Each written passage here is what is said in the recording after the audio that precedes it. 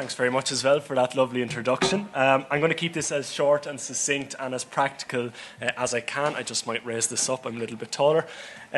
So first of all, I just want to say thank you very much to the Heritage Council and to Ronan particularly for reaching out and asking us to come here and talk, because this is something I suppose that we're very passionate about. So I hope that this brief but hopefully comprehensive and interesting talk will be helpful for those organising events over the coming months.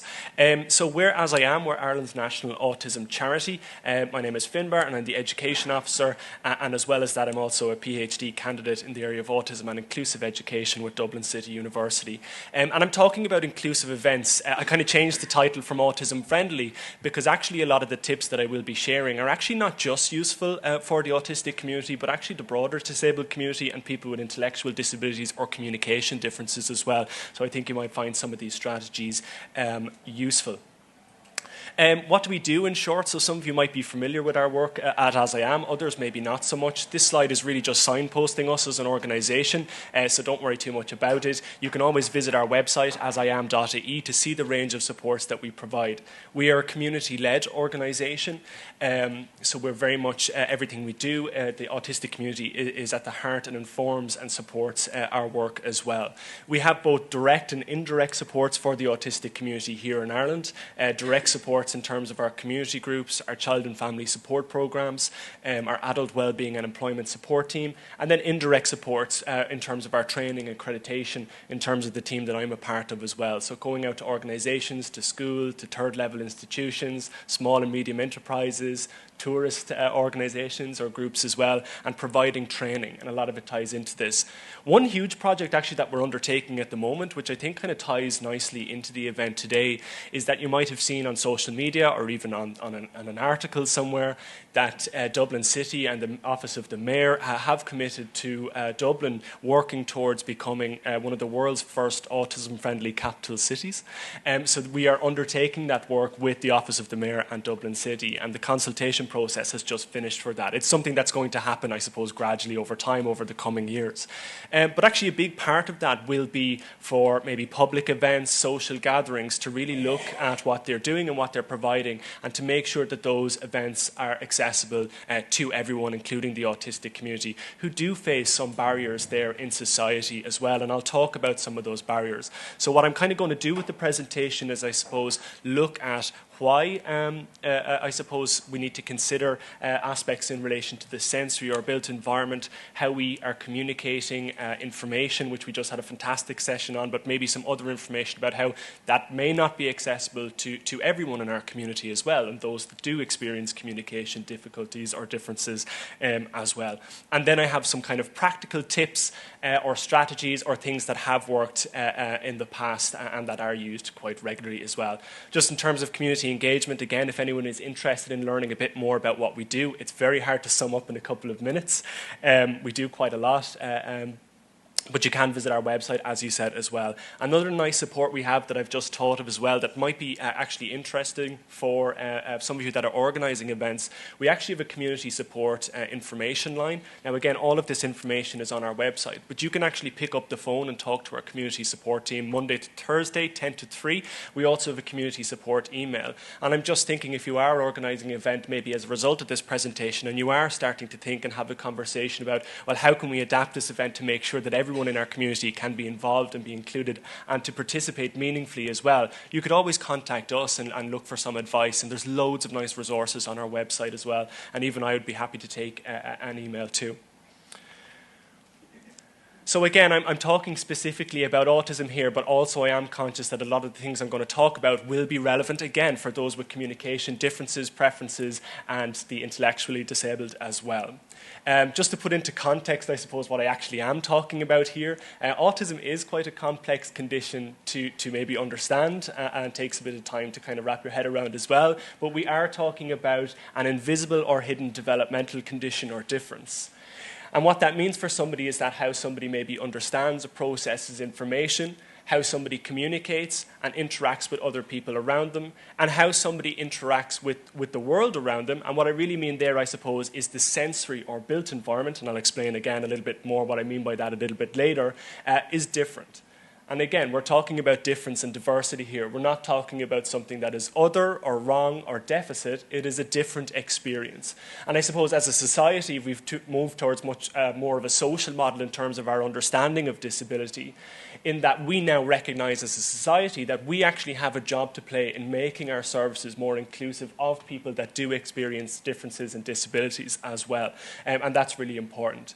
It is a condition now that is estimated to impact about 1 in 27 people in Ireland. I don't know how many people are in this room, but there's a lot more than 27. So I guess the point in that when we're organising events in our community is that it is something we have to keep in mind.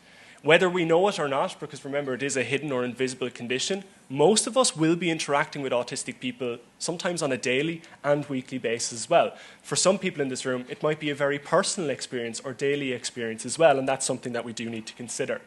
The other consideration that I'd like to flag here as well is that autism, to add a layer of complexity, and you'll know this, a lot of you will be your experience as well, autism is a condition that impacts different people in very different ways. So when I'm talking about different strategies, what I'm really talking about is kind of reasonable accommodations. What are the bare minimum things that we should be conscious of or thinking about to create a more inclusive experience for those community members? But there is no one roadmap, if you know what I mean. Different people, autistic people will be different, have a unique set of support needs in different areas as well. And you've probably heard that line before, if you've met one autistic person, you've met one autistic person. And that's really important to keep in mind as well.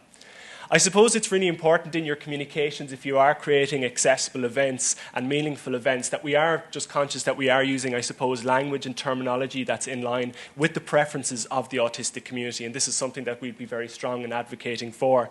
Again, it's not that you need to take in all of this information. In fact, this is just the slide that I would use in a lot of the talks that I give, so it's kind of relevant not just to this event, but across what we're talking about here.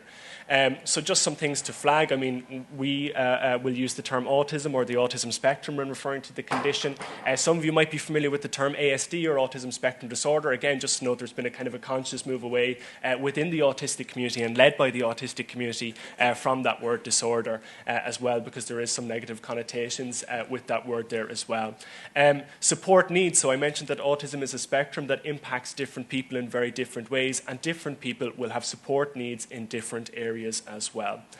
Some other ones I want to draw your attention to there is maybe autistic person or the autistic community. This idea of identity first language, again, is the preference of the autistic community here in Ireland and in the UK as well. So the alternative would be that person first, person with autism. And again, there's just to be conscious of preferences around this. If you were putting together an event maybe and you were conscious of, oh, I want to make sure I'm using the right terminology when I'm putting this out there, because you might get some feedback maybe on social media and engagement from the community, as we were saying there as well, you can actually reach out to us. We have a comprehensive language guide that gives suggestions around the phrases and words that you should be using, what the alternatives are, and also a description of why the community, the autistic community, think it's important to use these terms as well. So again, if you're unclear about this, don't worry about it. You can get in touch with myself or As I Am, and I'd be happy to share that language guide with you all as well.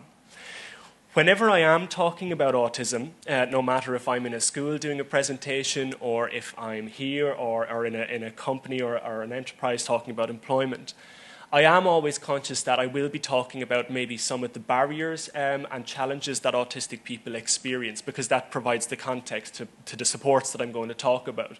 But I'm always very, very strong on making sure that I make reference to the fact that everybody, despite having a disability or a condition or developmental difference, for example, everyone brings different perspectives, different opinions, different experiences, and different strengths and skills to the table as well. And I suppose sometimes when we're maybe supporting the community or thinking about how we can respond to somebody's needs, we can kind of hyper-focus on maybe what it means in terms of what a person's challenges are and what they can't do. And again, to just kind of shift that narrative to make sure that we understand that although many autistic people will require supports in a variety of different areas, they also bring some wonderful strengths, talents, skills, and again, different perspectives. And I'm going to come back to that, I think, on one of my very last slides and why it's important here. I won't go through everything in detail. Again, I am just conscious of time, and the last thing I want to do is come between people and their coffee break and their pastries as well, so I'm conscious of that. But things like being very alert to fine details, creative thinkers, a strong sense of fairness and justice, a capacity to self-teach, strong visual memories, being very good pattern seekers, lateral and literal thinking process, alertness to change, deep levels of empathy and compassion, hyperphantasia or the ability to think in pictures, thinking quickly, expert levels of knowledge, innovative, hyper-focus, and an excellent work ethic as well. So again, with every presentation, this slide is always in there because I do like to draw our attention to the fact that we are talking about a group that is marginalised and does have support needs in a variety of different areas. That doesn't mean that those people don't bring strengths, really valuable strengths and skills to our communities, to our schools, to our workplaces as well. Despite that, autistic people do face barriers in our society. Often those barriers are invisible, so from the non-autistic or neurotypical perspective, sometimes it's hard to maybe notice some of those barriers as well. They can often be categorized, I suppose, in these kind of 4 key areas in relation to communication, how information is given, received, and understood, predictability, knowing what will happen next and how you can respond, sensory processing, again, how the impact or how the built environment can impact somebody's experiences. And one of the key ones that we're talking about is judgments and attitudes, the perceptions, attitudes, and level of understandings of others as well.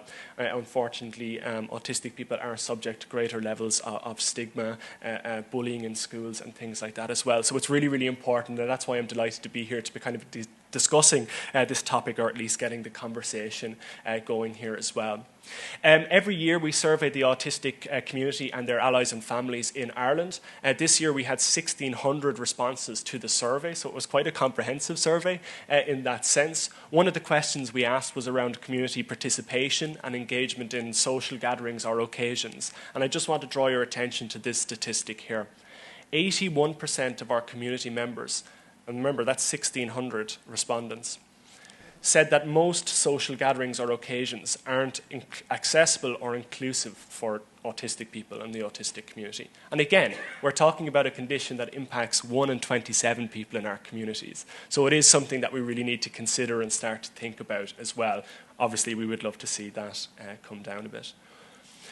In kind of drawing our attention to, I suppose, the key considerations when we're planning an event in terms of how we can make it accessible, I often draw on this framework here, which is really, really practical. It's actually a framework that was designed by an Irish academic, Mary Doherty, who is a doctor as well, medical doctor and associate professor in UCD, and who is an autistic person themselves. And they created this framework, and it was actually designed to promote accessible environments in actually healthcare settings. Autistic people face a lot of invisible barriers, again, in accessing healthcare, and that has a knock-on effect on a number of different things as well. But they ask us not, or this framework, I suppose, challenges us to not just think about the obvious things in terms of, well, the sensory environment will have to be adapted, but also to think about predictability, to think about acceptance and understanding, to think about communication, and to think about empathy as well. So I've just used this to kind of frame the next few slides in terms of those key considerations, and I've chosen the kind of ones that I think would be relevant for your events here in relation to sensory, predictability, and communication. So why are we talking about the sensory environment, or why is that an important thing to consider within our events? Well, actually, autistic people experience the world in a fundamentally different way. Almost all autistic people experience differences in how they process sensory information. Some people are sensory avoidant, some are sensory seeking, and to make it extremely complicated for all of us, most people are actually a bit of both. So being over or undersensitive to various stimuli can involve anything in the environment, so it requires us to think about the lighting, to think about the noises, to think about the aromas, the textures in the environment as well. These sensory differences that many, if not all autistic people experience can make some events or environments completely inaccessible. When I'm in schools talking to students and I'm talking about different ways we can be inclusive, I always give the example of a community disco that might be on, because, you know, discos are very cool for teenagers, aren't they? At least they were when I was a teenager. It's a while ago now. Maybe they're not anymore.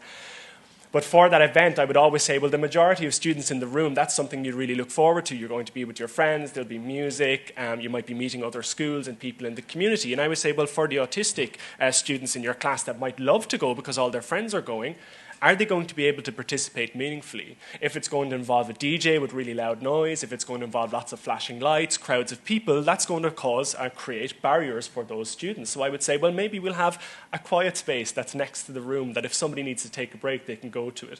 Maybe we'll provide noise-cancelling headphones at the desk or as you go in so people can support themselves, and I'll come back to some of those supports as well. Maybe we'll have a silent disco, so you have complete control over the volume of the music that you're using. So again, there's really practical ways around this. In relation to predictability, many autistic people have preferences for routine and structure. So that means that unpredictable situations or change can be a source of anxiety, stress, and overwhelm for the community as well. Particularly large events that involve lots of people, that involve maybe noise and different sensations and environment, again, can be quite challenging. So when predictability is maximized, access can be facilitated, and we can do that quite easily in relation to preparing maybe sensory maps, an accessible event guide as well. And again, I'm going to give you concrete examples of what that might look like, but you can always get in touch with us to follow up. And lastly, in relation to the key considerations is communication. Autistic people communicate in a variety of different ways, and many autistic people are either minimally or non-speaking. That's about 30 to 40% of the community globally as well. What that means is that many autistic people use different methods to support their communication. It might be a device, it might be visuals and communication cards, or written or digital communication as well.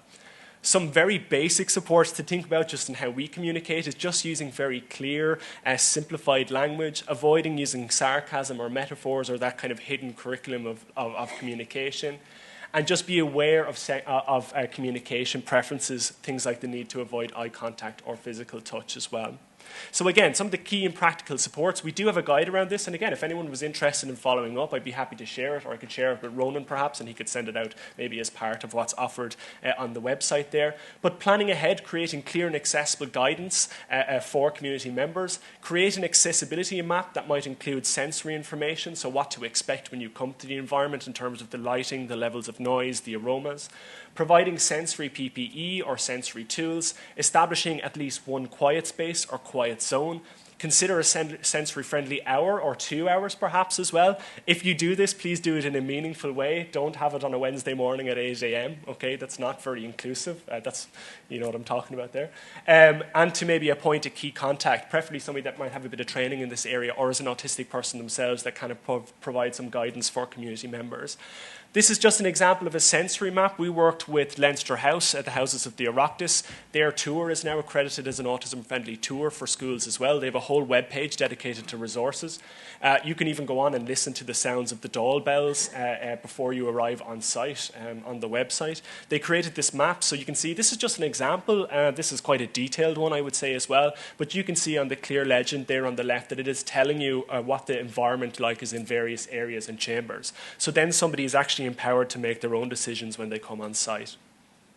They also have these sensory support packs when you arrive, and I'm going to finish up now, I'm conscious of the time, that you actually get when you go in there. Again, it's just providing some of those. So you can see some sensory tools, some objects. Again, we can provide guidance around this. There's also stickers. They're kind of cut out at the bottom, but there's a green, amber, and red sticker. Green being I'm happy to communicate, red being I don't wish to communicate with other people at the moment. Again, we're just empowering people to make decisions around their communication preferences. Here's an example of a visual guide. We celebrated our 10th birthday quite recently in the Mansion House, so this was shared with all of our staff members. Again, it's very clear and accessible information in terms of, you can see the where, it's very clear, isn't it? Kind of like our social media posts in a way, and very to the point, using lots of visuals. It's step by step what exactly is going to happen on the night and what you can expect. It's also kind of clarifying maybe the what-ifs in terms of, well, what if I'm somebody that needs to regulate my sensory system and I need to regularly walk around? Well, there's space for that, and that's okay. If I need to use supports, you can bring your own, but we also have some supports here like noise-cancelling headphones and fidgets available. And you can take a break at any time, and this is a picture of our safe, quiet space as well. So can you see, that's quite simple to do, getting the camera out, just putting some clear language in there as well. One of my last points. Autistic people are experts in their own lived experience. if there are autistic and there are members of your community, reaching out and asking them for advice or their perspectives can really, really be invaluable. And then you can really make, I suppose, or create a meaningful event with the community members really at the centre and at the heart of that as well. And that is something that's really, really important, because I'm conscious here that I'm talking about these accessibility, but we need to engage the community. Very, very lastly, I want to give you a quick idea of what is actually achievable here. This year, for the very first time in the history of the St. Patrick's Day Parade, there was a relaxed parade safe sensory space. This was not at the end of the parade or on some side street. It was in College Green, smack bang in the centre of the parade. It was a space where families and their children or autistic adults could go and take a break. It supported hundreds of people on the day. The supports included a visual guide, movement space, a crash mat zone, break spaces, fidgets, communication boards, and all the staff there had done training with us at As I Am, so everyone was very understanding. What's the impact of that? Just lastly, to finish up, well, a parent said, I asked my daughter if she had fun today about putting her to bed this evening, and she replied immediately that the parade was amazing and that she went to refer to all the special parts of the relaxed area, the sensory room, the soft play, the magician, the space we had to watch the parade. It was really special. Because of my son's autism, I'm not sure we'd have even ventured to see a parade at all. Your initiative made it possible, so thank you. And again, it's the potential or how meaningful these quite simple and reasonable accommodations can be. So thank you very much. I won't take questions because we're so tight on time, but I'm going to stay around for the break as well, so if anyone has any questions.